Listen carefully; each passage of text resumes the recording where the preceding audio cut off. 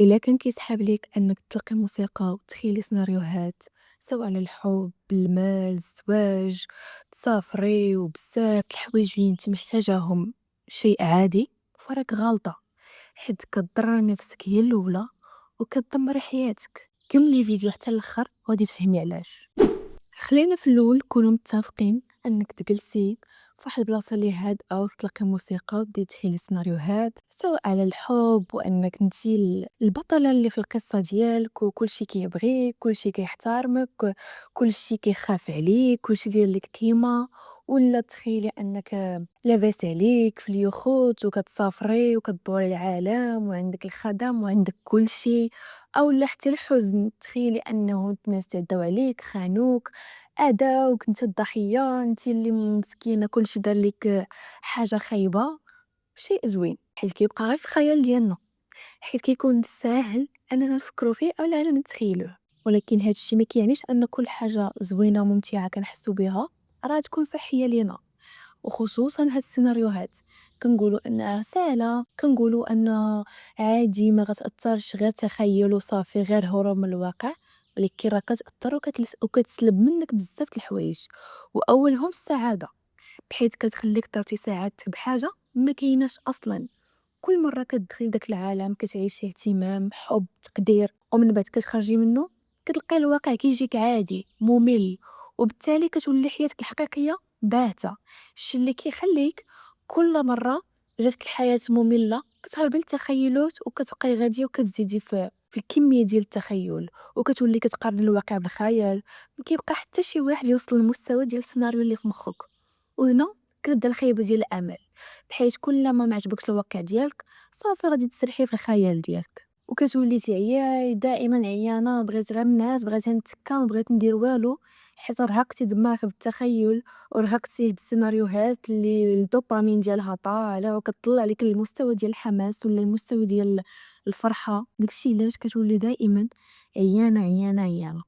وهذا الشيء كيأثر على الثقة بالنفس ديالك، بحيث كل ما ركزتيش كتار ما نجحتيش في القراية ما خدمتيش مزيان ما درتيش شي شقة مزيان في الدار ولا ما هضرتيش مع العائلة، كتولي كتحسي بأن ما عندكش ثقة في النفس، كتولي كتحسي براسك منبوذة، كتولي كتقولي أنا ما كندير والو، كيدمي في راسك وتجلدي في ذاتك، وكتعاودي ترجعي عاوتاني السيناريوهات باش تهربي من داك جلد الذات وتهربي من كونك انك ما كديري والو، ولا كتبقاي تقولي انا ما ساويه والو، انا ما قادراش ندير هادي ما قادراش نهضر مع هذا ما قادراش نقرا ما قادره ندير والو. الشيء اللي كيخليك دائما في ديك الدائره ديال السيناريوهات كتنقص الثقه كتعاودي السيناريوهات باش تحلي شي مشكل اللي ما عارفاش ليه انت الحل واللي ما تقدريش تحليه الا ما عرفتيش السبب الحقيقي، وهذا هو اللي كيخليك دائما تهربي بلا ما تحسي، هو انه انت ما عارفاش المشكل الحقيقي اللي كيخليك ديري السيناريوهات، حيت المشكل الحقيقي هو الجفاف العاطفي الفراغ او قله التقدير اللي عايشاه او شي حاجه انت محرومه منها، ما عندك شي حاجة باغي توصلي ليها وما قدرتيش توصلي ليها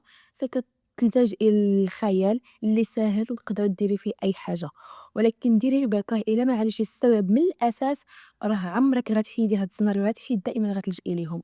إلا ما عالجتيش داك الجفاف العاطفي اللي عندك أو داك الفراغ العاطفي اللي عندك ولا جرح الأب اللي عندك ولا أي جرح ولا أي تروما كانت عندك في الصغر، إلا ما عالجتيهاش من الداخل وتقبلتيها وكملتي بالحياة ديالك بشكل عادي وتقبلتيها وسامحتي راسك وسامحتي كاع الناس اللي سببوا لك في هذيك التروما ولا في داك الجرح، راه غتبقاي دائما كتخيلي انك عندك واحد الحياه مثاليه، انك ما جراش لك هذاك الحاجه اللي مخلياك تخيلي، انك دائما واو فهمتي. داكشي علاش خاصك تعرفي السبب الحقيقي ورا هذا الشيء باش تنقصي منه، حيت الا ما قطعتيش راه غادي تولي كتفضل الخيال على العلاقات الحقيقيه، غادي يصعب عليك حتى ترتاحي مع ناس عادية صحابات شريك الحياة حتى مع والديك وعائلتك، غيولي صعاب عليك ترتاحي معاهم كتقولي شو كديرين ما كتصرفوش مزيان حيت ولفتي المثالية، دائما غتبقاي تنتظري شي حاجة مثالية قصة واو كلشي يكون واو كلشي يكون بيرفكت على حسب الخيال ديالك نتيا. وخليني نقول لك طول الزمان ولا قصار واحد النهار غيتفرض عليك تخرجي من دوك الخيالات، حيت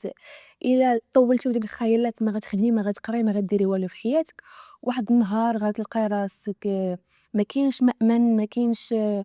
اللي غيصرف عليك ولا اللي غيخدم عليك ولا انت براسك غتحاولي تطلبي اكثر فغتخرجي تخدمي بزز منك وغيولي يجيك الواقع أصعب أصعب أصعب، حيت ولفتي الخيال كلشي فيه ساهل، كلشي فلوس بالزربة، الخدمة بالزربة، الحياة بالزربة، الحب بالزربة، الزواج بالزربة، كلشي كاين في الدماغ ساهل. ولكن في الحياة غيجيك صعيب، وغتشوفي الحقيقة ديال الحياة، وغتبقاي دائما تبكي وتشكي وتدخلي لدور الضحية. أنا جاتني الحياة صعيبة، الناس خايبين، الناس شو كيدايرين، الناس ما كيحترموش، الحياة صعيبة، الخدمة صعيبة، كلشي غيولي يجيك صعيب حيت نتي كنتي في الخيال ديالك كان عندك كلشي ساهل. داكشي علاش مادام انه واحد النهار غادي تخرجي منه ماشي بالاراده ديالك، بزز منك، وغتلقي راسك كتندمي على داكشي اللي دوزتيه، غتلقاي ان الحياه جاتك صعيبه وما غتقدريش تكملي فيها، ولا غتقدري بالحي بزز منك. فمن الاحسن تخرجي منه نتي بالاراده ديالك، وديري في بالك ان الخيال راه زوين، ولكن الا ولا هو المكان الوحيد اللي كتلقاي فيه الحب، راه خاصك توقفي وتسولي راسك شنو ناقصني في الواقع. كانت معكم ميمة، اللي بغاتكم توصلوا لاحسن نسخه نفسيه منكم. دمتم في امان الله.